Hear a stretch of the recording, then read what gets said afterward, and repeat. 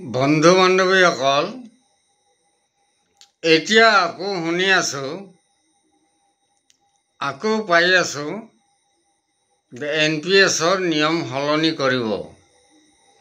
আমাক NPSৰ নিয়ম সলনি কৰিব নালাগে আৰু UPS অৰ্থাৎ ইউনিফাইড পেঞ্চন স্কিম তাকো নালাগে। আমাক কি লাগে? আমাক সেই পুৰণি pension OPS old pension scheme কেলেই আমাক ওল্ড পেঞ্চন স্কিম পুৰণি পেঞ্চনৰ পৰা বঞ্চিত কৰিলে? আমি কি দোষ কৰিলোঁ? আজি আমাৰ অৱস্থা শোচনীয় হৈছে। যিসকল শিক্ষক বা কৰ্মচাৰী অৱসৰ লৈছে তেওঁলোকেহে বুজি পায়। আগত ভাবিছিলোঁ যে NPS ভালেই হ'ব নেকি? NPS বা কি বস্তু? সেইটোতো এটা পেঞ্চন, ভালেই হ'ব নেকি? আপোনালোকেও ভাবিছিল। পিছত যেতিয়া দেখিলোঁ যে 1000, 1200, 1400, 1800 টকা মাহেকত দিয়ে আৰু আমাৰ পৰা চৰকাৰে শতকৰা 40% কাটি ৰাখিছে। 3,87,000, 4 লাখ এনেকুৱাকৈ টকা কাটি ৰাখিছে। তাৰ ফলত আমাক মাহেকত মাত্ৰ এটা মাননি দিয়ে, ইণ্টাৰেষ্ট এটা দিয়ে 1200 বা 1400 টকা। এইখিনি টকাৰে এখন সংসাৰ চলিব পাৰিনে? বৃদ্ধ বয়সত এই বেমাৰ আজাৰত এইখিনি টকাৰে জুৰিবনে? কিয় ইমান অৱহেলিত? কিয় আমাক জীয়াই মাৰিব লাগিছে? এই চৰকাৰখনে বুজি নাপায় নেকি? বস্তু বাহিনীৰ যিমান দাম, তেওঁলোকে চলিব পাৰিবনে? 1200-1500 টকাত চলিব পাৰিবনে? যদি নোৱাৰে তেতিয়াহ'লে আমাৰ শিক্ষক কৰ্মচাৰীসকলৰ কথাও তেওঁলোকে চিন্তা কৰিব লাগিছিল। নিশ্চয় চিন্তা কৰিব লাগিছিল যে তেওঁলোকে কেনেকৈ চলিব। আমি কেনেকৈ চলি আছোঁ? মই কেনেকৈ চলি আছোঁ? মই এজন অৱসৰপ্ৰাপ্ত শিক্ষক। মই কেনেকৈ চলি আছোঁ? মোৰ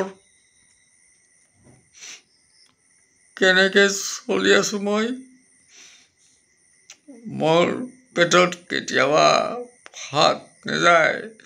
মই হাজিৰা কৰিবলগীয়া হৈছে, বেলেগত তাত কাম কৰিবলগীয়া হৈছে।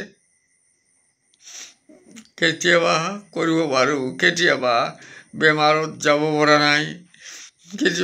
পৰা নাই, হাজিৰা কাটিছে, তেতিয়া মোৰ চলিবলৈ বহুত অসুবিধা হৈছে। আপোনালোকে হয়তো হাঁহিব যে এখেত পাগল হৈছে। মই পাগল হোৱা নাই। মই দুখত কৈ আছোঁ। মোৰ মাটি জমা একোৱে নাই। মোৰ নিচিনা আৰু বেলেগৰো নাই। মই ইয়াৰ আগতে কেইবাজনৰো পাইছোঁ। কেইবাজনে কৈছে যে ছাৰ আমাৰো একো নাই, মোৰ দেউতাই 1200 বা 1300 এনে পেঞ্চন পাই আছে, আমাৰ চলিব বহুত অসুবিধা হৈছে। তেনেকুৱা মই পাইছোঁ, তেওঁলোকৰো বহুত অসুবিধা হৈছে। কিন্তু আমাৰ ভাৰত চৰকাৰ বা অসম চৰকাৰ এওঁলোকে আমাৰ কথা বুজি নাপায়। কি কৰিম?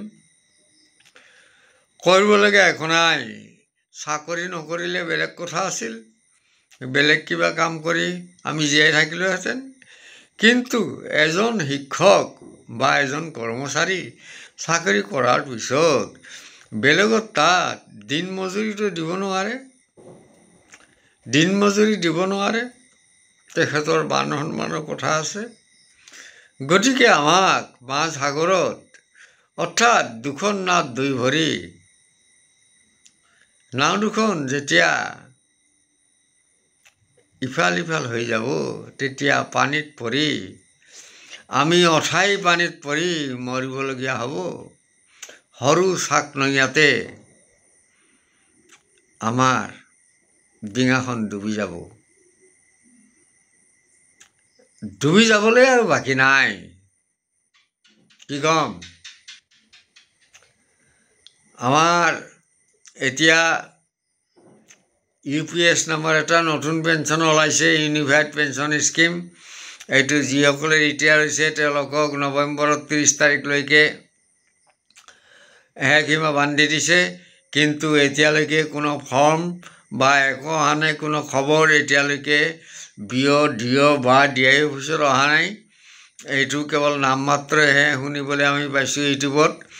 আৰু যিসকলে চাকৰি কৰি আছে বৰ্তমানলৈকে তেওঁলোকক এবছৰৰ সময়সীমা দিছে। এই এবছৰৰ সময়সীমাৰ ভিতৰত তেওঁলোকে চিন্তা কৰিব লাগিব NPS ল'ব নে UPS ল'ব। কেলেই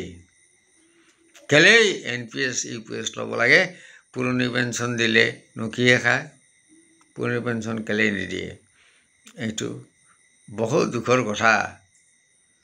আমাক জীয়াই থাকিবলৈ দিয়ক, জীয়াই থাকিবলৈ দিয়ক। কেলেই জীয়াই মৰিবলৈ দিছে? আমাক পুৰণি পেঞ্চন লাগে। আন্দোলন চলি আছে কিন্তু কাম হোৱা নাই। আমাক পুৰণি পেঞ্চনেই লাগে। পুৰণি পেঞ্চন বাহাল কৰক, আমাৰ পুৰণি পেঞ্চন বাহাল কৰক। এইটোৱে আমাৰ নমৰালৈকে দাবী থাকি যাব, নমৰালৈকে দাবী থাকি যাব। আজিৰ কাৰণে মই ৰাখিলোঁ। ধন্যবাদ।